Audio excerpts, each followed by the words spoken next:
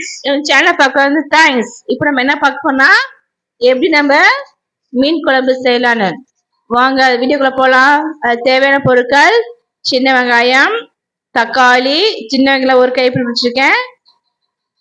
தக்காளி புளிப்பு தான் எடுத்துக்கோங்க, ஏற்கனவே புளி பாட் பண்றோம்.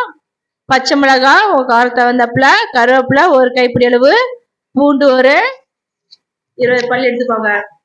தேங்காய் கொஞ்சமா எடுத்துக்கோங்க, ரொம்ப தேங்காய் வேணாம் மீன் குழம்புக்கு. பூண்டு, தேங்காய், பூண்டு, தக்காளி, கருவேப்பிலை ஒரு கைப்பிடி போட்டு கருவேப்பிலை.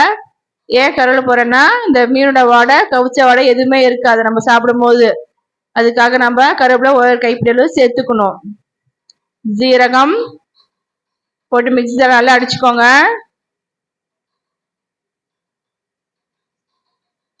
மீன் எடுத்துக்கோங்க மீன் குழம்புக்கு. நான் அதுல வாலும் மண்டையை மட்டும் தான் போட போறேன், மித்ததெல்லாம் நான் வறுத்துக்கு யூஸ் பண்றேன். ஒரு பாத்திரத்துல எண்ணெய் ஊத்திக்கோங்க. அதுல வெந்தயம், ஜீரகம், பச்சை மிளகாய், சின்ன வெங்காயம் யூஸ் பண்ணுங்க, அப்ப நல்லா இருக்கும் மீன் குழம்புக்கு. கருவேப்பிலை ஆட் பண்ணிக்கோங்க. இந்த மீன் கவுச்ச வாடகைக்காக தான் நான் வந்து கருவேப்பிலை அரைச்சிருக்கேன், செஞ்சு பாருங்க. உப்பு போட்டு என்ன அந்த நல்லா வதக்குவாங்க. வெங்காயம் வதக்குற அளவுக்கு உப்பு லைட்டா போட்டுக்கோங்க, சீக்கிரமா நம்மளுக்கு வெங்காயம் வதங்கிரும்.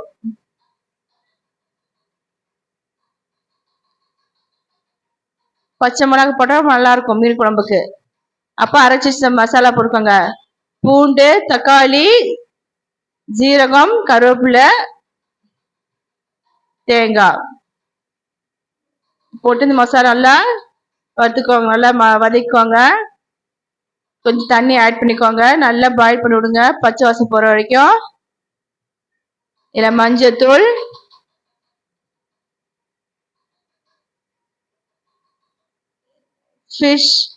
நான் ஃபிஷ்ஷோட அந்த கறி மசாலா ஆட் பண்ணியிருக்கேன். ஃபிஷ் கறி மசாலான்னு, ஃபிஷ் குழம்பு மசாலான்னு இருக்குல்லையே, அதை நான் ஆட் பண்ணியிருக்கேன்.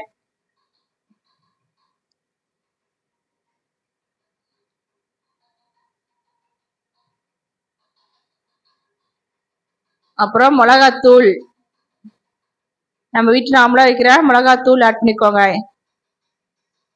மல்லித்தூள்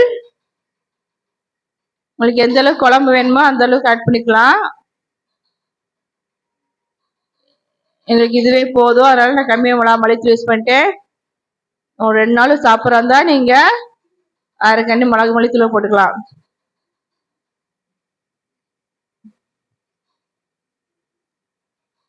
நல்லா வதக்கி விட்டுக்கோங்க பச்சை வாசம் போற அளவுக்கு. நம்ம சோறு வடிக்கும் இல்லையே தண்ணி, அந்த தண்ணி இந்த புளி அந்த மீனுக்கு ஊத்தமா நல்லா இருக்கும். அதனால நான் சாப்பாடு ஊற வச்ச அந்த தண்ணி இருக்கு இல்லையா, ஃபர்ஸ்ட் கழுவி வச்சிருப்பேன், செகண்ட் டைம் தண்ணி வச்சிருப்பேன். அதை புளியில ஊற்றி நம்ம மீன் குழம்புக்கு ஆட் பண்ணியிருக்கேன். ரொம்ப நல்லா இருக்கும், திக் கன்சிஸ்டன்சி கிடைக்கும் நம்மளுக்கு, அதுக்காக நான் ஆட் பண்ணியிருக்கேன். இந்த மீன் குழம்புக்கு அந்த களி தண்ணி யூஸ் பண்ணா ரொம்ப நல்லா இருக்கும். சோறுக்கு தண்ணின்னு சொல்லுவாங்க. ஊற வச்ச அரிசி தண்ணிய அதை நீங்க புளியை கரைச்சி ஊத்துங்க, ரொம்ப நல்லா இருக்கும். தண்ணி ஆட் பண்ணிக்கோங்க. கொத்தமல்லி தழை போட்டுக்கோங்க.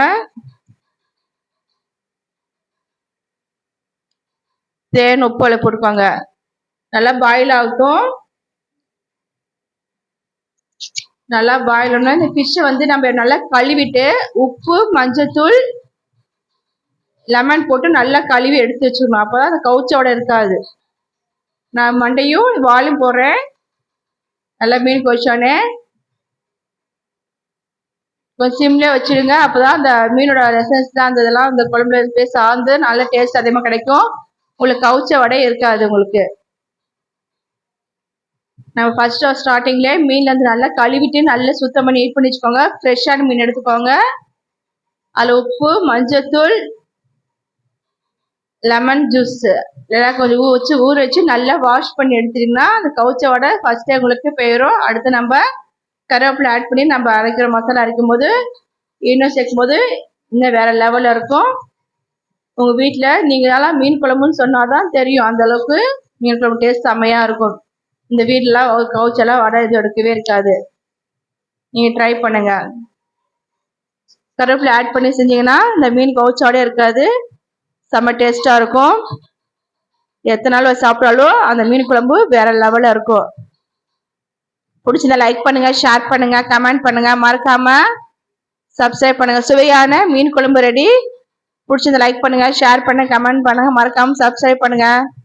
தேங்க்ஸ் ஃபார் வாட்சிங். நல்லா சாப்பிடுங்க, நல்லதே சாப்பிடுங்க. வேற லெவல்ல இருக்கும். இந்த மாதிரி செஞ்சீங்கன்னா ட்ரை பண்ணுங்க.